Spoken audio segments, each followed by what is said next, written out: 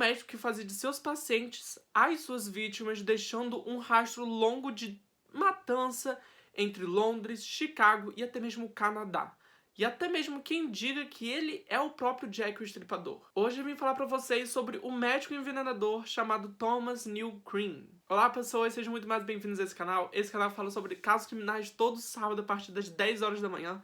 Então, se você caiu nesse canal aqui de paraquedas e você gosta desse tipo de coisa, não sei o que você está fazendo que ainda não se inscreveu nesse canal, se inscreve no canal aqui embaixo, já deixe seu like. E se você já é inscrito nesse canal, seja muito mais bem-vindo a mais um vídeo. Deixe seu like também, comente para caso você queira que eu traga algum caso criminal que eu vou tentar trazer o mais rápido possível. Mas hoje eu vim falar pra vocês sobre, mais uma vez, uns crimes vitorianos. E cara, esse também é um daqueles crimes característicos onde a gente vê um serial killer envenenando as pessoas.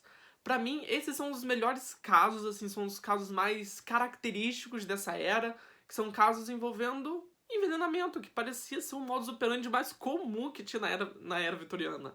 É até mesmo muito bizarro. Talvez eu faça um vídeo especial mais pra frente, um vídeo especial falando sobre todos os tipos de venenos, não todos os tipos, mas os venenos mais usados na era vitoriana e como ele reagia ao corpo, enfim.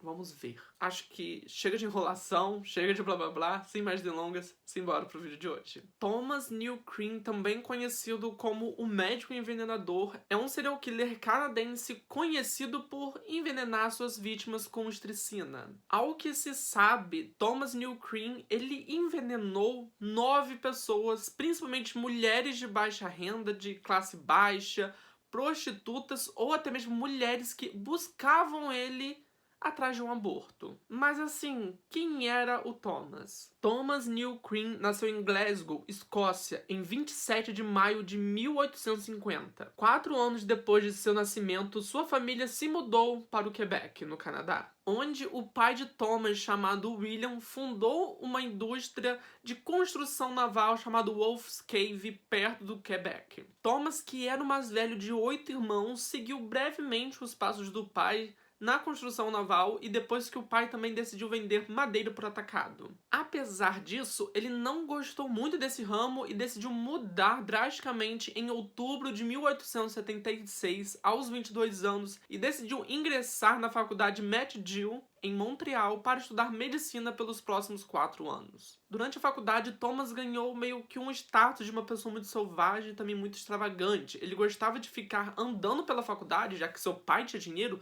Ele gostava de exibir isso, ele sempre andava com roupas muito bem arrumadas, com joias, de carruagem, enfim, ele gostava de esbanjar dinheiro. E logo depois de sua formatura, Thomas conheceu uma garota chamada Flora Eliza Brooks, que era filha de um dono de hotel em Waterloo, no Quebec. Mas quando Flora engravidou do filho de Thomas, o Thomas decidiu realizar um aborto nela. E como consequência disso, ela começou a passar muito mal. O pai dela descobriu o porquê e quem tinha feito isso com ela. E foi então que, sob a mira de uma arma, exatamente, o pai dela foi atrás de Thomas, mirou na cabeça dele e falou assim, ó, tu vai casar com a minha filha. E foi através da mira de uma arma que ele casou com a filha desse cara. Porém, no dia seguinte a tudo isso, Thomas decidiu largar sua esposa e viajar até Londres para continuar seus estudos em medicina no Hospital St. Thomas. Enquanto isso, de volta ao Quebec, a Flora contraiu bronquite e infelizmente veio a falecer. O médico legista começou a ter uma pulga atrás da orelha, pensando que o próprio Thomas tinha enviado um remédio para ela e isso tinha ocasionado na sua morte. Thomas voltou para o Canadá em maio de 1880, depois de passar um tempo na Escócia e conseguiu o certificado da Royal Colleges em Edimburgo. Foi então que ele montou um escritório de medicina em London, Ontário, e lá ele também começou a ser um abortista ilegal. Mas é aí que vem a parte dos assassinatos de Thomas Cream. Depois de mais ou menos um ano que Thomas chegou à cidade de Ontário, o corpo de uma jovem chamada Kate Gardner foi encontrado atrás do prédio onde o Thomas trabalhava. Mas o que fez essa morte se tornar bastante suspeita, e foi encontrado uma garrafa de clorofórmio ao lado do corpo dela. E quando veio à tona no inquérito de Gardner que ela tinha visitado o Thomas atrás de aborto, não uma vez, mas várias vezes atrás de aborto, Ele foi ligado ao caso, foi questionado, mas ele negou qualquer envolvimento com essas questões de aborto, negou ter dado qualquer comprimido abortivo nela e começou a defender a hipótese de que tinha sido suicídio. O júri do legista discordou dessa hipótese e disse que ela tinha ingerido clorofórmio dado por alguma pessoa desconhecida. Não sabia quem era, mas vamos dizer assim que estava muito na cara que era o Thomas. Embora o Thomas ele não tenha sido acusado oficialmente de assassinato, a sua reputação e a sua prática foram arruinadas devido a essa má fama que ele obteve. Ou seja, ele teve que se mudar de Ontário para o Chicago. E Chicago ofereceu novas oportunidades para Thomas, onde ele abriu também uma clínica perto da cidade de Ventosa e também perto dos bordéis daquela cidade, onde ele atendia principalmente as prostitutas de West Side, como sendo claramente um abortista. Logo, a polícia ficou sabendo dessa sua fama de ser abortista ilegal, e foi então que ele teve aquela coisinha das pessoas ficarem de olho nele, e as autoridades tinham que ficar de olho nele porque ele era alguma pessoa suspeita. E depois dele escapar por muito pouco de ter sido acusado do assassinato de uma paciente sua, já que ele fez um aborto mal feito, isso fez com que a polícia ficasse ainda mais de olho nele, já que ele poderia estar cometendo esses abortos mal feitos de propósito para poder assassinar pessoas. E em dezembro de 1881, depois que a paciente dele, chamada Ellen Stake, morreu, ele começou a chantagear um farmacêutico que tinha prescrito aquela receita. Depois de umas cartas ameaçando ele de morte, o farmacêutico chegou a contar sobre essas cartas para a polícia, mas a polícia decidiu, tacar o dane-se. O que é muito contraditório, já que a polícia estava de olho nele, mas quando tem uma coisa que chame muita atenção para ele, eles simplesmente tacam o dane-se. No ano seguinte, em 1882, a polícia finalmente conseguiu colocar Thomas atrás das grades. Isso aconteceu depois de um homem chamado Daniel Stout, de 61 anos, morrer. Daniel era morador de um subúrbio de Chicago e ele mandava quase que periodicamente a sua esposa de 33 anos de idade, chamada Julia, ir até a clínica do doutor Thomas New Cream para pegar alguns remédios que ele prescrevia como sendo um tratamento para epilepsia. Thomas logo começou a ter um caso com Julia e conseguiu ter aquela labiazinha para falar com ela: olha, convence o seu marido de fazer um seguro de vida para ele. E foi então que o Daniel fez um seguro de vida.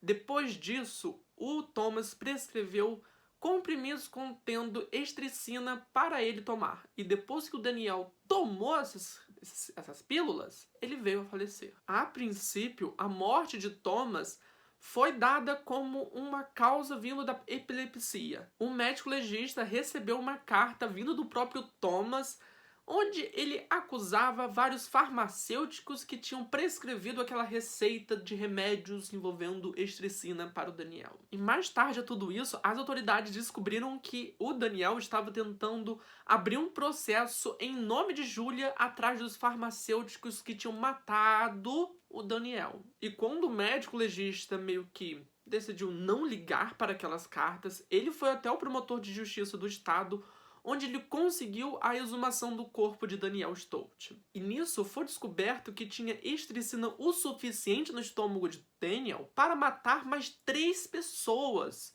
E não foram os químicos ou farmacêuticos que foram acusados de morte, e sim o próprio Thomas New Cream, onde ele foi enviado para a penitenciária estadual de Lyons, em Joliet. Embora Thomas Cream foi julgado e sentenciado à prisão perpétua, ele foi libertado em 1891 após receber uma pena reduzida de 17 anos e depois caiu por bom comportamento. Após a sua libertação, ele voltou para o Canadá. Logo depois, ele viajou para Londres e logo após a sua chegada em Londres, ele já estava muito viciado em drogas e ele começou uma série de 4 assassinatos de prostitutas em Lambeth nos próximos 7 meses. Era para ter uma 5ª vítima, mas essa 5ª vítima decidiu não tomar essas pílulas milagrosas, essas pílulas abortivas que o Thomas e que o bom médico Thomas tinha prescrito para ela. Mais tarde, ela testemunhou contra ele no seu julgamento. Thomas, ele poderia ter escapado dessas suspeitas de assassinato se ele tivesse ficado com a boca fechada e guardado esse segredo para ele. Porém, não, né? Ele acha, assim, que ele tinha um quê de querer a fama daquelas coisas. Eu não sei o que passava na cabeça dele, para falar a verdade, porque ele escrevia cartas em nomes falsos, mandava para as pessoas suspeitas a fim de extorquir dinheiro dessas pessoas. Tanto, gente, esse cara era tão maluco que ele começava a conversar com seus amigos sobre o seu vasto conhecimento em assassinatos.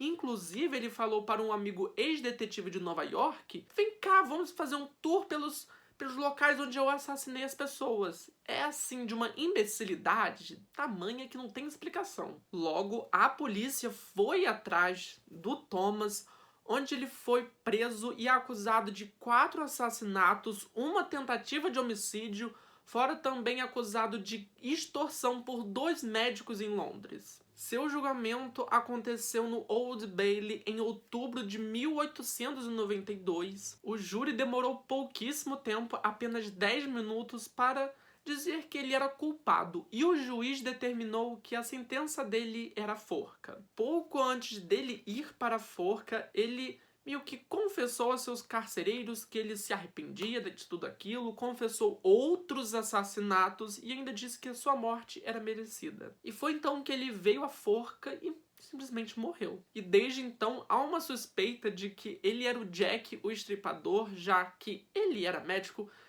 e a gente sabe que um dos suspeitos, vários suspeitos de serem o Jack Estripador eram médicos, já que o corte que as vítimas tinham eram bastante cirúrgicos. Porém, há uma contra-teoria, vamos dizer assim, dessa teoria do Thomas ser o Jack o Estripador. Por quê?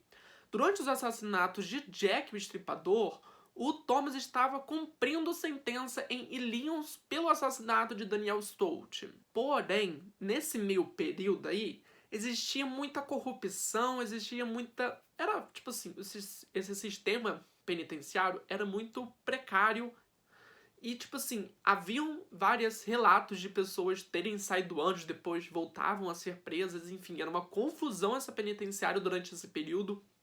Ou seja, ele pode ter saído de lá, pode ter ido para Londres assassinar essas pessoas. E depois ele voltou, já que existe uma teoria também que o Jack Estripador foi lá para os Estados Unidos. É uma teoria muito maluca também, mas que faz um bocado de sentido. Enfim, é um caso, assim, muito doidão, mas que faz um bocado de sentido essa teoria do Thomas ser o Jack Estripador. Já que também há uma teoria de que as pessoas que viam Jack Estripador diziam que era uma pessoa muito exuberante, gostava de mostrar algumas joias, andava com relógio. E a gente sabe que o Thomas, ele gostava de se gabar de ter dinheiro. Enfim, né? Mas esse foi o vídeo, espero que vocês tenham gostado. Se gostaram, não esqueça de se inscrever aqui embaixo. E até semana que vem para mais um caso criminal. Tchau, tchau.